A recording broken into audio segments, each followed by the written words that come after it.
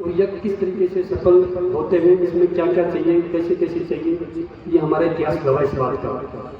तो सदनों, आपके हमारे कितने भाग्य उदय हुए हैं जो इतनी सरलता से इस घोर कलिकाल के अंदर भी, जबकि चारों तरफ लड़ाई झगड़े चल रहे हैं, सभी के अंदर वैर भाव पैदा हुए हैं, स्वार्थ भरा पड़ा है, और ऐसे समय के अंदर जैसे सतयुग के अंदर ऐसा सत्कर्म हो रहा हो, इतनी शांति से सत्कर्म हो रहे हैं, कितनी बड़ी कृपा होगी गुरुदेव की। और ऐसा अवसर, ऐसा स्वर्णिम अवसर बहुत दुर्लभ होता है। लोग पैसे इकट्ठे करते हैं, संतों को बुलाते हैं और सत्कर्म करने का प्रयास करते हैं, लेकिन फिर भी नहीं हो पाता है। क्यों? वो अहंकार, वो पैसों का मत, वो ताकत का मत और घमंड का, वो दिखावे का जो पोपरगंडा दिमाग के अंदर बसा हुआ होता है, तो वो सारा ही सत्कर्म को चेंज कर देता है। वो सत्कर्म नहीं होता है, फिर उससे मान बढ़ाई प्रतिष्ठा का ये सवाल बढ़ जाता है और उसमें और ही तरीके से चालू हो जाता है कार्य।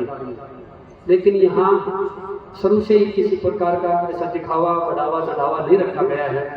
एकदम साधारणतया, शायद आप बैठ करके महसूस कर रहे होंगे या किसी ने कहीं पर बैठा हो यदि वो जानता होगा, और नहीं जानता है तो कभी किसी यज्ञ में बैठ करके देखना।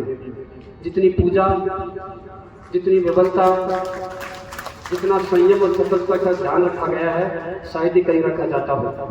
साफ सफाई का जब तक 1 साल चल रहा है, और कितनी व्यवस्थाएं लगती हैं। एक छोटी सी हम शादी करते हैं बच्ची की, चाहे वो कितना बड़ा अरबपति हो, फिर भी उसके तनाव रहता है, दिल और दिमाग में उसके टेंशन रहती है कि कैसे भी ये 2 दिन सही तरीके से हो जाएं।